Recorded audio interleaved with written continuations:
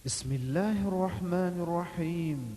إن الحمد لله نحمده ونستعينه ونستغفره ونعوذ بالله من شرور أنفسنا ومن سيئات أعمالنا. من يهده الله فهو المهتد ومن يضلل فلا هادي له، وأشهد أن لا إله إلا الله وحده لا شريك له، وأشهد أن محمدا عبده ورسوله. بسم الله الرحمن الرحيم. يا أيها الذين آمنوا اتقوا الله حق تقاته ولا تموتن إلا وأنتم مسلمون. Ey iman getiren benneler, siz Allah Taala'dan hakiki korku bilen korkun ve can tavsıranızda, amanat canlanızı jayına tavsıranızda siz onu Allah Taala boyun olun yağdayına tavsırın. يا أيها الناس اتقوا ربكم الذي خلقكم من نفس واحدة وخلق منها زوجها وبث منهما رجالا كثيرا ونساء واتقوا الله الذي تساءلون به والأرحام إن الله كان عليكم رقيبا. Ey insanlar, siz öz Rabbinizden, sizi bir candan yaradan Rabbinizden korkun ve şol canın hem ol özüdünü yarattı. Sonra şol cüvütlerden erkek ayalları yerin yüzüne yayrattı. Ve Allah Taala'dan sorulacak zatlarınızdan, yani karındaşlık katnaşıklarını kesmeklikten korkun. Çünkü Allah Taala sizin her bir ýagdaýlaryňyza ihwan bolup duranlar.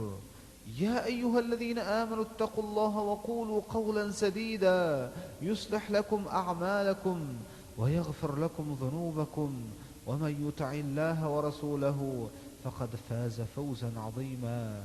Ey iman getiren benneler, siz Allah Taala'dan korkup dürüst sözi, hak sözi aydın. Eger de siz şeyseniz Allah Taala sizin işlerinizi düzeldir ve sizin hemme günahlarınızı mağfiret edip bağışlar. Eger de kim Allah Taala ve onun peygamberine boyun olsa, ol en ulu utuş kazanan insanlar. Fe inne asdaqal hadis kitabullahi Taala ve hayrul hedi hedi Muhammed ve kullu bid'atin zalalah ve kullu zalalatin fi'n-nar. En hak sözlerin hakkı hem Allah Taala'nın kitabı olan Kur'an-ı Kerim'dir ve yolların en hayırlısı hem Muhammed sallallahu aleyhi ve sellemin koyan yoludur ve şol yoldan çıkan zatdan hem bid'attır ve her bir bid'at hem adaşmaklıktır ve her bir adaşmaklık hem ottadır. İdi Müslüman doğullar, size Allah Taala'nın rahmet salamları olsun. Esselamu aleykum ve rahmetullahi ve berekatuhu. Biz size bugünkü yazgymyzda köplerin mübtela bolup giden haramı hakda, hatta köplerin onu haram hem hasaplaman, şol işlere katnaşmaklygy özüne ulu bagyt taýyp ýören haramı hakda köpüýümizin bu hakda kän bir ilmimiziň bolman, şol haramlyga ulaşyp şonu hem ulu sowap iş hasaplap ýören ulu haram işimiz hakda ol hem aýdym hakda bolar. Bu hakda biz Büyük Kur'an-ı Kerim'den ayetler, hadis şeriflerden hadisler, şeylede büyük ulemalardan, mezhep ulemalarından deliller getirip öz aňymyzdaky bu haramlyga bolan ters düşünjelerimizi inşallah şu büyük sözler bilen täzelemeklige indi şu wagt pursat ýetdi. Şonu inşallah pursatdan peýdalanyp şu haram zatlardan gaçmaklygy Allah Taala bize şol haram zatlardan gaçmaklygy üçin egsilmez iman bersin. Allah Taala Kur'an-ı Kerim'inde mübarek ayetlarda şeýle buyurýarlar. Bismillahirrahmanirrahim.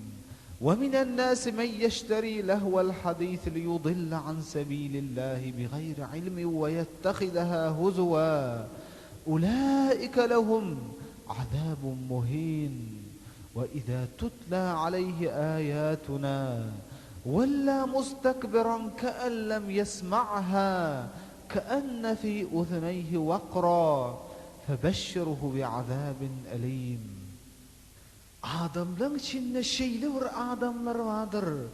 Olur insanlar azdırmaklık üçün boş sözleri satın alırlar. İnsanlar ılımsızlık bilen adaştırmak niyetinde boş sözler satın alırlar. Ve Allah Teala'nın ayetlerini hem oyuna sayarlar. Şeyli adamlara harlayıcı, ilginç azaplar vardır. Haçanlı şeyle pitint adamlara sen Allah Teala'nın ayetlerinden bir zat okap beraysan, eğer de olan huzuruna büyük ayetler okulaysa, ol tekebbürlük edip yüzünü soğur, hamala kulukir olup eşitmeyen yani özünü alıp barar. Şeyle adamlara ey Muhammed sallallahu aleyhi ve sellem hiç çekip çıdap bolmacak ıncıdıcı azapların qarşıyanlığı bilen boşla deyip Allah Teala şu mübarek ayettaki Allah Teala'nın lehul hadis boş sözler diyani aydın saatlar deyip alimler tefsir ediyorlar. Ve İbnül Qayyimul Cevzi rahmehullah İgâthetul Lehfaniyen kitabına aydın saat hakkında şeyler belliyorlar. Yani iblis Allah Teala'nın düşmanı olan iblis şeytan yürü ecil ilmi şeyle de aklını ulunup bilmeyen dinine boyun olup bilmeyen cahil nadan adamları adaştırmaklık için Allah Teala'nın yolundan Kur'an-ı Kerim'den adaştırmaklık için aydın saatları saat kurallarını ulanıyor. Ve sonra şol aydın saati dinlep şoňa adatlanan adam soňa şoňa çümüp gidip şonsuz durmuşunu gözüne getirip bilmeýän başlaýar. Çünkü ol şeytanın Kur'anı olup durýar. Ve şeýle de Allah Teala bilen binnen arlygyny aydın saat hiç bügütüp geçip bolmajak uly perdeni örtüp goýýar. Şeýdip sen aydın saat dinleýän adam Allah Teala bilen düp götür ağırlık kesilýär, gatnaşyk ýok bolýar we şeýdip Allah Teala ol bendisinden bizar bolýar. We galybertede aydym saz zynakeş adamlaryň, lewati adamlaryň çüflemesi bolup durýar. Ýani şol aydym sazlar bilen adamlar çüfläp ýoluna hazırýarlar. We şeýle de aşyk bolup zyna edip ýören aşyk öz magşugyna yetişmeklik üçin şonu eline alıp islen zadyny etmeklik maksadyna yetmeklik üçin oňa aydym sazy dinlediýär. We şeýdip hem ol şeýle öz magşugyny awlap bilýär. We şeýle de şeytan batyl nefsleri, batyl adamlary şol aydym sazyň üstü bilen awlaýar. We şeýle de ol her hili adamyň ýüregine şubuhlar salyp Kur'an-ı Kerim'i soňa adam halaman galyan derejäçili eltýär. İmam Malik rahmehullah aydym saat dinlemeklikden gaýtararlar. We haçanna ol bir gul satyn alyp ol hem aydym saat edýän gul bolaýsa onu satyn alan ýerine gaýtaryp berip bu gulun bir aýby bar eken ol hem aydym aýtmaklyk diýip onu aýp saýyp ýyna aýtyrýan eken. We haçanna Malik rahmehullahdan Medine halkynyň içinde aydym sazy ruhsat berýänleri bar ýalak diýip sorarlaryna ol aýdýar innema yef'aluhu indana al-fussaq. Bizim ýanymyzda ony diňe fasıklar, bozuklar edýär. Arasda adamlar aydym sazy bilen işleri ýok diýip aýdan. Abu Hanife İmam Agdam aydym sady şeýle ýigrenýän alimlerden eken we onu ulu günälerden hasaplaýar. Ve şeýle de beýlik mezhep alimler hem şeýle. Abu Hanife mezhebi, İmam Agdam mezhebi aydym zat hakynda iň şeýle bek sözleri aýdan mezhepler. Ve onun aýdan sözi bu hakda gaty, uly, haram hasaplaýar. Hatta Abu Hanifa'ň okuwçylary we onuň eginleş alimleri aýdym saz edýän saz guralarynyň hemmetini dinlemekligem, çalmaklygam haramdan saýýarlar. Tüýdük bolsun, dep bolsun, iň bolmanyny ilňi şyrtyladyp saza goşulmaklyk hem günäkärçilik, fasyklyga eltýän zat. Hatta şonu edýän adamyň şehadeti musulmanlygy hem kabul edilmez diýip aýdanlar. We hatta ol hakda iň uly aýdylan sözleriň biri olar aýdýarlar: "İnnes-sima'a fisqun we-t-telazzuza bihi kufrun." Olar aýdýarlar: "Elbetde aýdym saat dinlemeklik fasyklykdan, bozuklukdan, haramlykdan we şol aýdym saat bilen lezzetlenmeklik hem käfirlikden" diýip aýdanlar. İmam Agdam we onuň eginleşleri aýdýarlar: "Wajibu alayhi an yejtahida fi an la yasma'ahu idha marra bihi aw kana fi jiwarihi." We haçanna onuň birden gulagyny aýdym sadyň sesi gelýärse, eýdip beýdip bir çykalga tapyp şonu eşitmejek bolmaly. We egerde goňşy golumyny aýdym sady edýän adam bar bolaysa, onda şondan hem gaçmaklyk maslahat berilen. We imam okuwçy Abu Yusuf aýdýar: "Haçanna aýdym sad edilýän öý bolsa, oňa hiç ruhsat soramasyz giri berilýän eken. Sebäbi münker, haram işlerden gaýtarmaklyk farz bolup durýar. Egerde ruhsat soraman girmeklik ruhsat berilmeýän bolsady, onda adamlar farzy adamlara aýtmaklykdan çekilerdiler.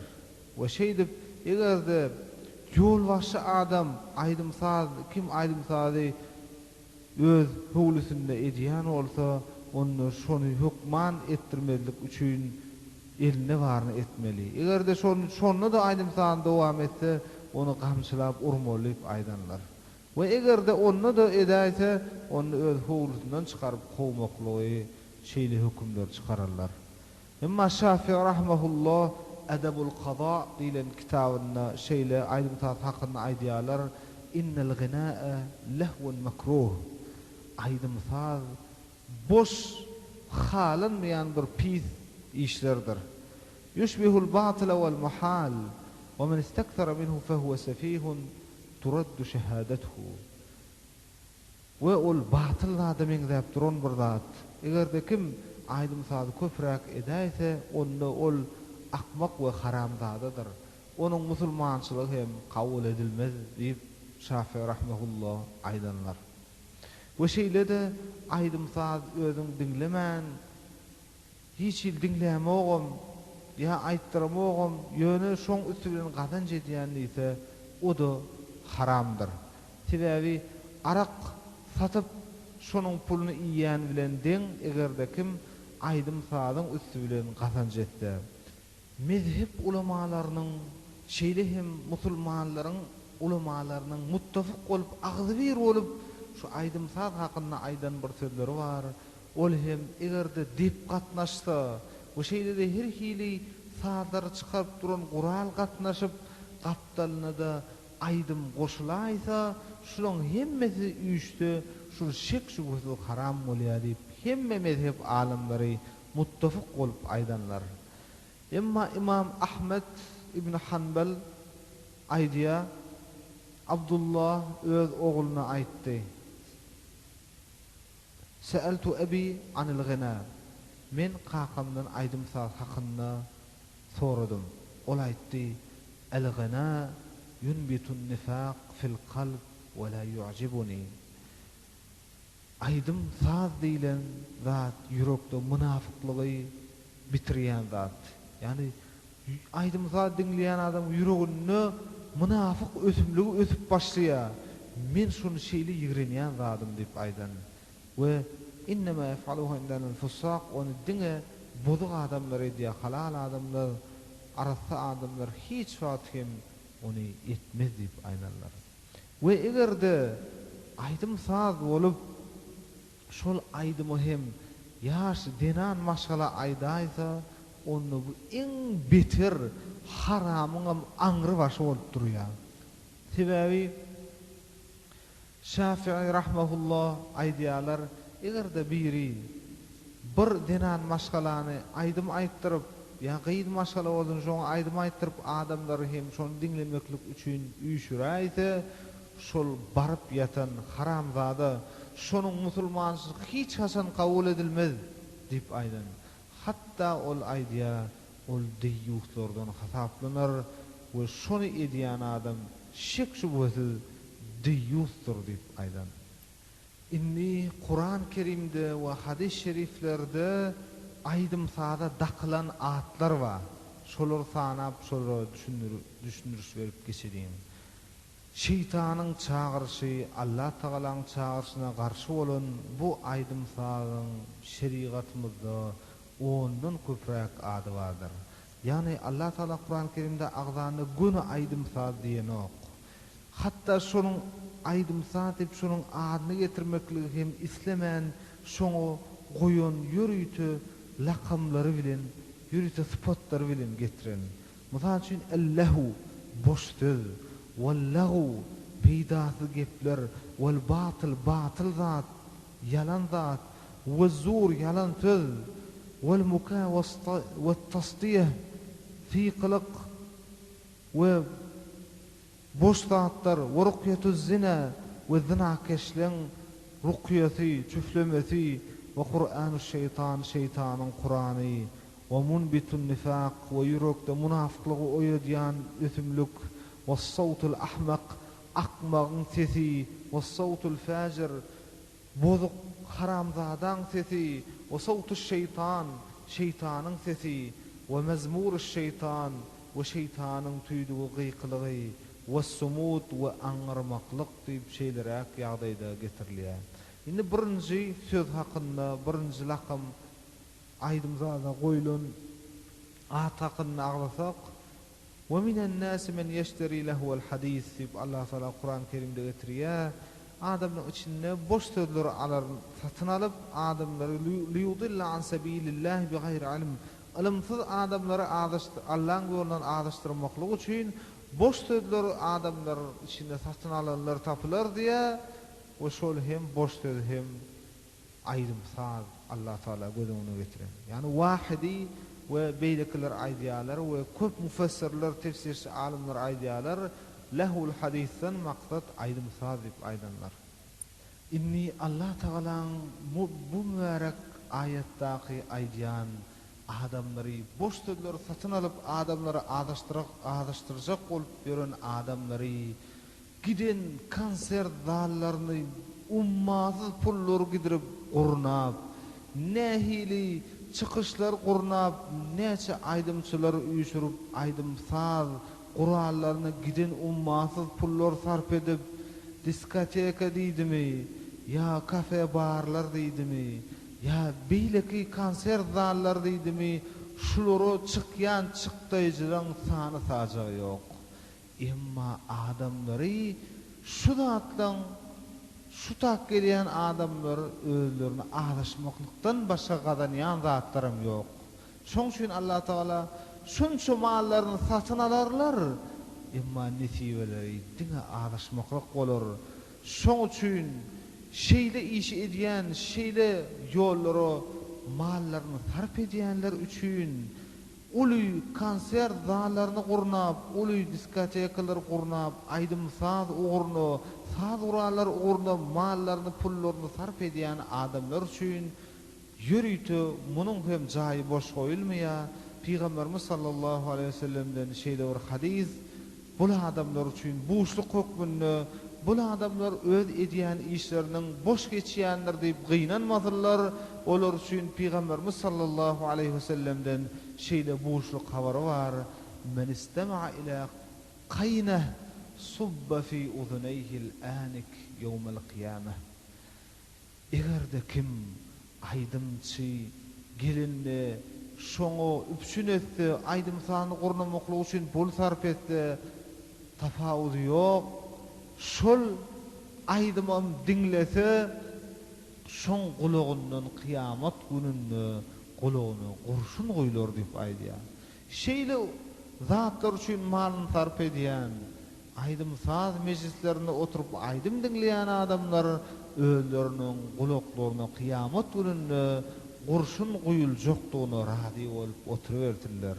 Ýogsa da rady bolmasalaram şol haram işlerinden el çekip towa etmekleri lazım bolup durýar. Haram, aydymsazyň haramlygyna ýekiji adam özi hem delil bolsa gerek. Aydymsaz bilen meşgul bolýan adamlaryň hemmeti azgynlarlar. İçinde hak ýolda gidip ýürüp arasdan tapaýmak gaty kyndyr. Aydymçy adam hem arakkeş bolar, hem zinakeş bolar, hem triyekkeş bolar, hem geroinkeş bolar. Hemme adyny tutan haramlygyny çykardyrar. Bu bolsa şol aydymsazyň haramlygynyň şek şübhesiz şaýadydyr. Egerde olary Kur'an-ı Kerimden ayetler okap beräýseň, olar gulak kerýär bolup ondan ýüzlerini sowurlar. Hiç wagt aydymsaz dinleýän adam Kur'an-ı Kerim'i dinläp çydap bilmedi, ýarylajak bolar. Egerde Kur'an dinleseň, edi şonuň ýaly Kur'an dinläp Kur'any adatlanan adam hem hiç wagt aydymsaz dinläp bilmedi. Sebäbi iki tane zıt, iki tane birbirine karşı zat hiç fatihim bir yürekte birleşmez. Bir yürekte aydym bilen Kur'an-ı Kerim birleşmez.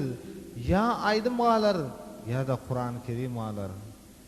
Inni birinci aydymsazyň ady şeýleräk. İkincisi, üçüncüsi zur we lagu diýen atlar. Zur yalan söz, lagu hem boş peýdasy zat diýen manysynda Allah Taala Kur'an-ı Kerimde aýdýar: "Wellezine la yeşheduna az-zura ve iza marru bil-lagwi marru kiraman." Musulmanlaryň syfatlarynyň tanyya olar hiç wagt hem yalan mejlislere gatnaşmadylar. Haçanda aydymsaz edilýän mejlisleriň ýanynyň geçenlerine olar özlerini hormatlarlar. Ol mejlise baryp oturmaklykdan özlerini şeýle har ýagdaýa salmaklykdan gaça durup olar özlerini hormatlap ol mejlislerden ýüz sowurlar. Muhammed ibn al-Hanafiyye diýilen alim aýdýar, şu ýerde zur sözi aydymsaz diýip aýdan. We haçanda musulman adam aydymsaz edilýän ýeri badygyny eşitdi, şol ýeri barmaklykdan gaça durar. Müşrikleň, käfirleň, bozukleň mejlislerine baryp oturmaz. İbn Mes'ud, Abdullah ibn Mes'ud radıyallahu anhudan rivayet edilýär. Hasanna ibn Mes'ud radıyallahu anhu bir aydymsaz edilýän mejlisiň ýanyndan geçenne ýüdüni sowup ol ýerden tiz gaýdan. Şonda Peýgamberimiz sallallahu aleyhi ve sellem ibn Mes'ud'un bu amalyny ýaşy görüp oňa aýdýar: "In asbaha ibn Mes'udun lekariman." Elbetde ibn Mes'ud bu işi etmeklik bilen özüni hormatlady. Egerde ol aydymsazyň içine gidip oturan olaydy, onu iň har derejä saljakdy diýip aýdan. We Allah Taala da aydymsazdan ýüz sowýan, boş sözlerden ýüz sowýan bendelerini taryplap aýdýar: "Ve iza sami'ul lagwa ahradu anhu." Haçanda aydymsaz gulaklaryna geläýse, ondan ýüz sowurdylar. "Ve qalu lana a'maluna ve lekum a'malukum." Ve aýdardy olar: "Bize öz işimiz, size de öz işiniz, bize öz Kur'anymyz, size de öz bozukçylygyňyz" diýip hiç wagt aydymsaz edýänler bilen diň oturşmazdylar. Musulman adam hiç wagt oturşmam bilmez olar bilen.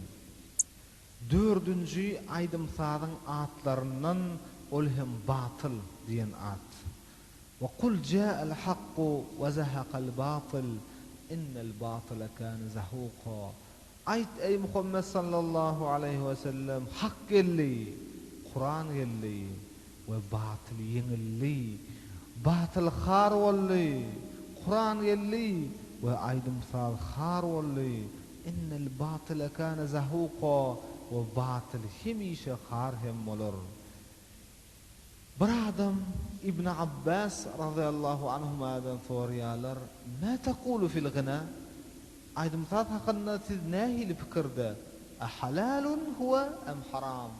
O halal mı ya da haram mı deyip İbn Abbas'ın bir adam soruyor. Onu İbn Abbas aydiya, "La aqulu haraman illa ma fi kitabillah." Min Allah Teala'nın kitabında haram edilmedik zada haram diýilmen. Ve halalam onu ol adam soruyor, "Afa halalun huwa?" Onu näme? Adam saz haram halal mı diýip soruyor. Onu olaydiya, "Yok, ve la aqulu zalik." Men onu hem aýdyjekler, halalam diýiljekler. Onu ol adam aýdýa, İbn Abbas aýdýa, "Ra'aytal haqq wal batil iza jaa yawmal qiyamah fa ayna yakunul ghina?" Sen pikir edip gör, egerde hak bilen batıl gelse kıyamet gününde ve aydym sady sen hakyň içinde goýjakmy, batylyň içinde goýjakmy, kıyamet gününde hak bilen batıl iki bölünip her bir tarapda duranda sen aydym sady haýsy ýerine goýjak diýip soraýar. Onu ol adam aýdýar, "Elbetde batyl bilen bolar aydym sady" diýär. Onu İbn Abbas aýdýar, "İzhab fakat aftayta nafsak." Barynny sen gidiber, sen özüň petwa berdiň diýip İbn Abbas aýdýar.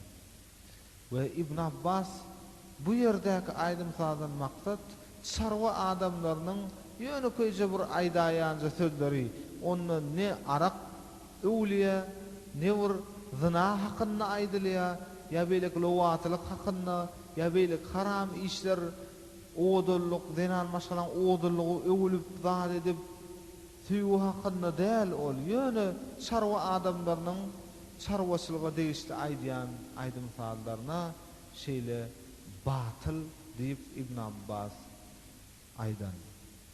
Inni aýdym saatyň 5-nji ady ol hem el-muka we tasdiye. Yani Allah Teala kafirler hakynda habar berip aýdýar, "Ve ma kana salatuhum 'indal beyti illa mukaa'a we tasdiye." Yani kafirler, müşrikler Käbäň ýanyna baryp namaz okarlarynda diňe olar sykylyk çalyp, çapak çalyp, sykylyk çalyp şeýdip namaz okap, ýalňaç ýagdaýda Käbäň daşyndan aýlanardylar diýip aýdýar. We berden maksat hem aýdym zat edýän adamlar hem tüýdük çalýan ýa beýleki her hili ses edip ses çykarýan guralar çalýanlar hem şu ýanky giyimsiz Käbäň daşyndan çapak çalyp, sykylyk çalyp aýlanýan adamlara meňzeýärler. Şoň üçin şu Allah Taalaň ýamallaýan haram işine şolar hem degişli bolup durýarlar. We şonuň üçin hatda çapak çalmany erkekler üçin hiç halynmadyk da şeriatda. Şol sebäpli hatda namazda da ýalňyş aýtalar subhanallah diýip aýtmaklygy, çapagy diňe aýallara haslamaklygy şu ýerden hem gelip çykan. Emma 6-njy ady aýdym salyň ruqyatuz zina, zina keşleriň çüflemesi diýip aýdylan. Bu hakda da İbn Abd Dunya aýdýar, "Maňa Muhammed ibn al-Fadl al-Uzdi habar berdi, aýtdy, yani ol Hutay'a diýilen ýere barýar. Yani şol ýerde bir adamlaň öýüne, bir Araplaň öýüne düşlýär.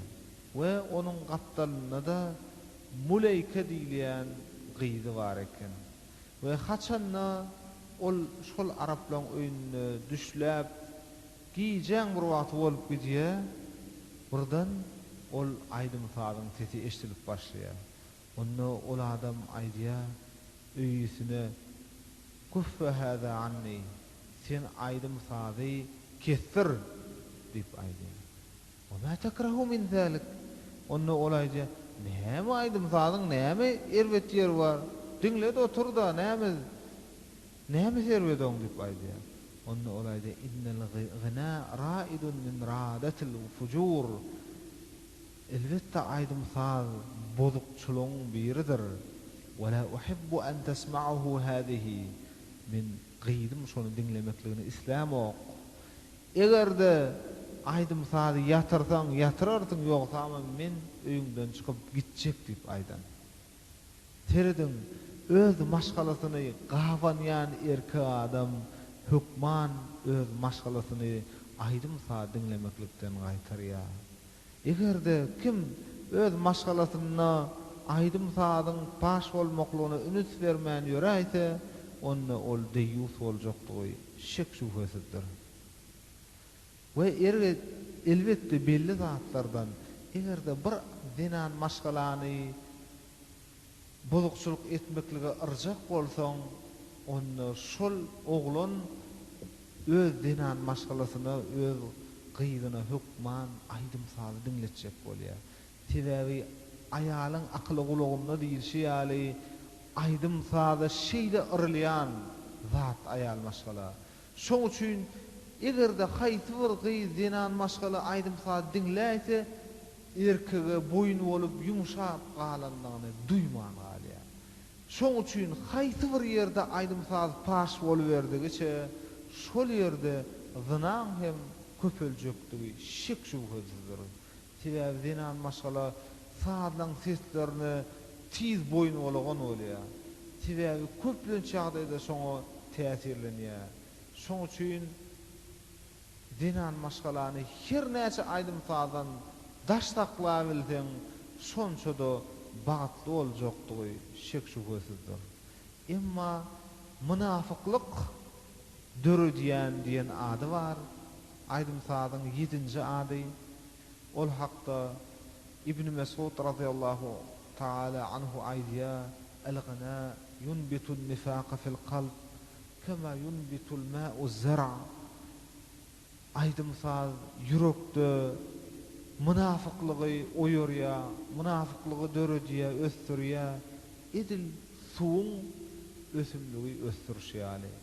Ösümlige suw goýsaň näil ösýän bolsa, ýürekdäki münafıklyk hem ösdürýän zat aýdym sad. Elbette ýürek münafıklyk bilen boýular, haçanda ol aýdym sad diňlemeklige adatlansa. Egerde musulman adam, göwni pes adam, akıllı adam, imanlı adam, İslam beýikligi bilen beýiklenip ýören adam, Kur'an bilen Kur'anyň süýjülüginden dadyp Kur'any okap lezzetlenip ýören adam hem birden aýdym sady diňläýse, diýetine akly kemeler, we şeýdip hayatyny hem ýitirir, we şeýdip adam kärçiligi hem gider, we şeýdip onuň haýwaty hem gider, we şeýdip ondan göwni peslik hem gasar, we şeýdip oň bilen şeytan hem şat bolar we onuň imany Allah Taala şikayet eder we onuň Kur'any hem ýürekde durmaz we Kur'an aýdar: "Ya Rabb, la tajma' beyni we beyne Kur'an aduwka fi sadrin wahid." Ya Rabb, men bilen aýdym sady bir ýürekde goýma beri. Egerde meni diňlese, meni onuň ýüregin. Egerde benne aýdym sady diňlese, meni onuň ýüreginden çykar diýip Kur'an-ı Kerim Allah Taala ýalbarar. We aýdym sady diňleýän adam mundan öň ýigrenip ýören zatlary onuň üçin gowdat bolup başlar. We gizlin saklap ýören zatlaryny paş edip başlar.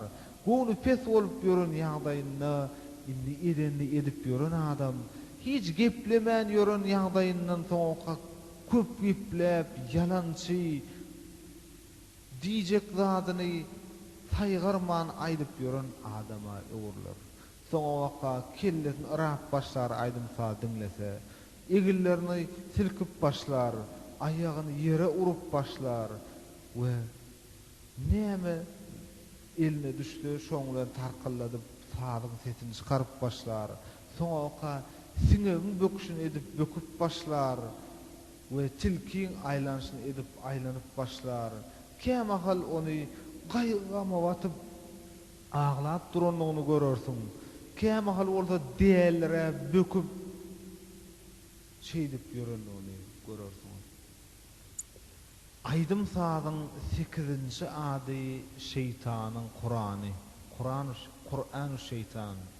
Bu hakda tabi'inlerden ma'thur rivayet gurrun edilýär.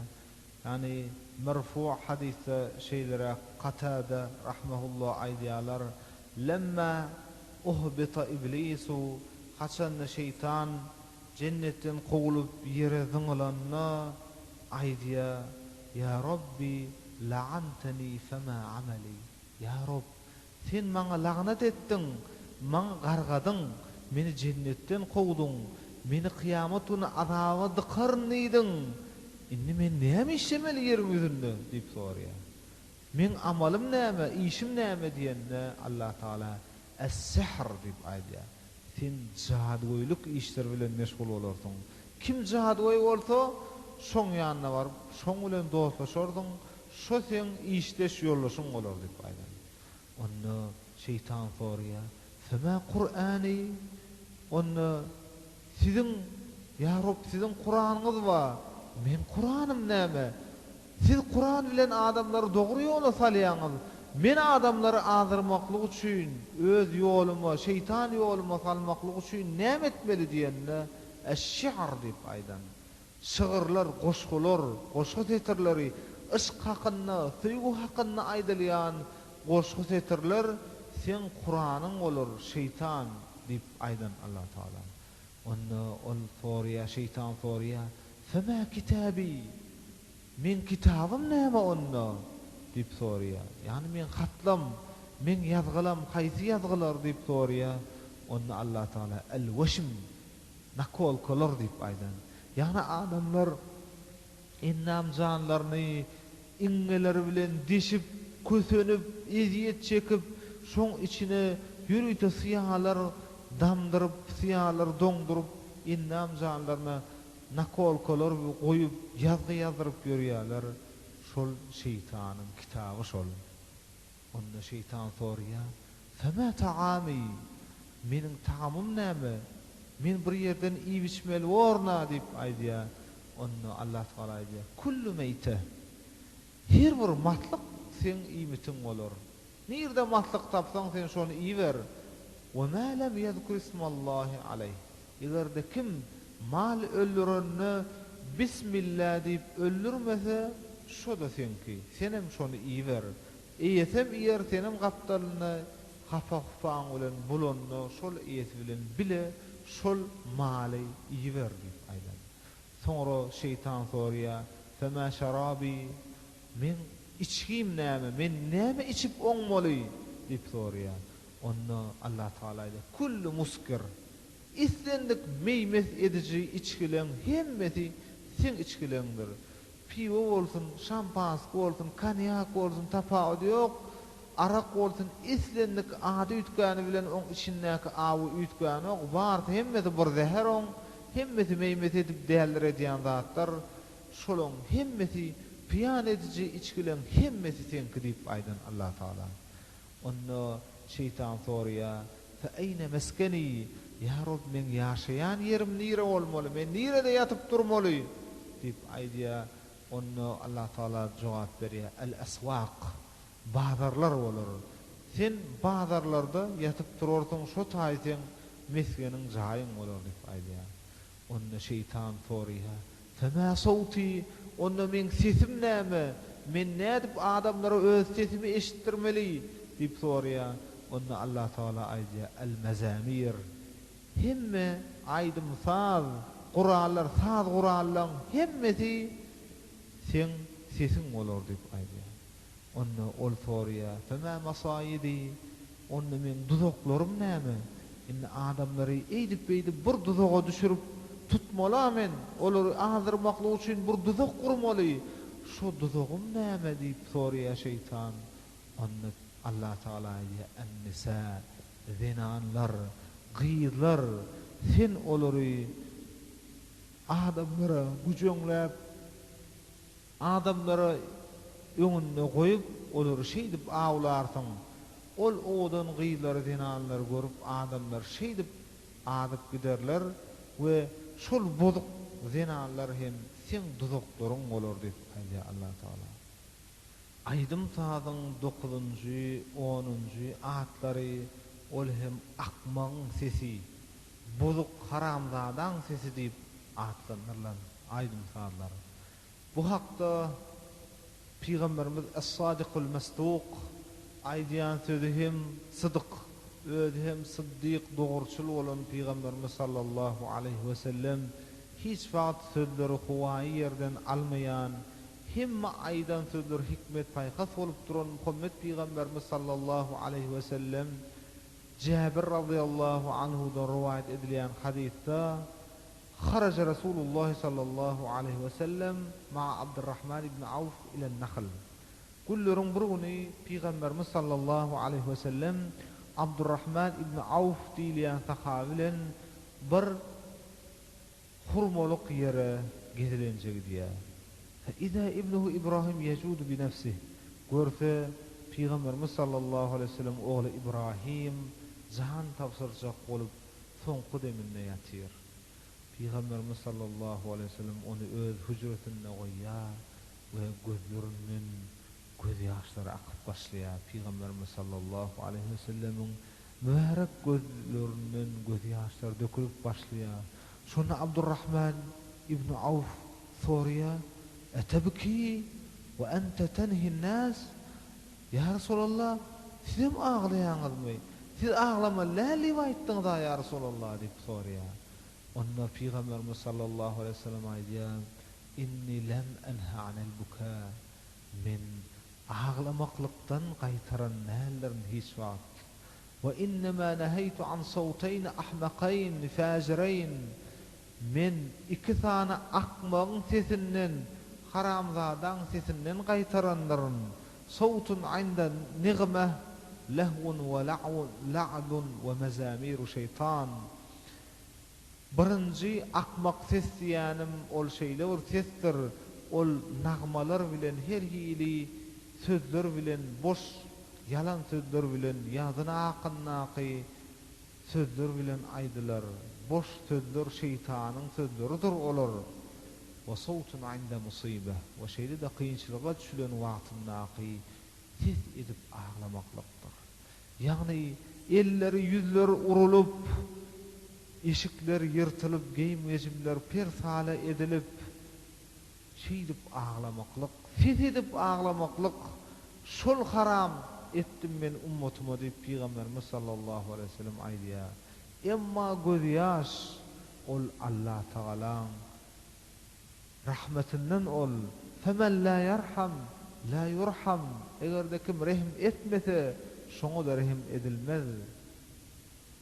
Egerde hak zat bolmadyk bolsady, ölüm diýilen zat bolmadyk bolsady, Allah Taala tarapyndan sıdyk wadalar, jennetler, ahiretde duşuşmakluk we enne ahirena sayalhaqu awwalana. Egerde owalky ölenler bilen ahirki ölenler duşuşmakluk hakyndaky wada bolmasady, la hazinna alayka huznan huwa ashaddu min hada. Ve inne bike lemahzunun. Onna Peygamberimiz sallallahu aleyhi ve sellem oğlunun ölüyatan cesetlerini görüp aýdýarlar: "Biz onu egerde sen bilen duşmakluk bolmadyk bolsady ey İbrahim oğulcuğum, men onda hafim beter gynanardym sen ölümüňe. We biz sen bizi taşlap gidenniňe gaty gynanýar. Tebkil ayn we yahzanul qalb." Gözler göz ýaş döker we yürekler hem gıynanar. Ve la naqulu ma yashatur Rabb. Emma biz hiç wagt Allah Taalanyň hakatawyny getirjek sözler aýtmar. Dil bilen her hili aglyna gelen zady tarňap ölü diýip haýway etmer diýip Peygamberimiz sallallahu aleyhi ve sellem şu ýerde aýdym sada akmaň sesi diýip aýdan. Diňe akmaň sesi diýmem çäklenmän, ol haram zadan sesi diýip şeytanyň sesi diýip hem aýdan. We Abu Bekir radıyallahu anhu aýdym sada şeytanyň sesi diýenne Peygamberimiz sallallahu aleyhi ve sellem onu hem ikrar eden, tasdiklan, sahih hadisde şeylere tasdiklan. We şeýlede aýdym sadyň 11-nji ady ol hem şeytanyň sesi.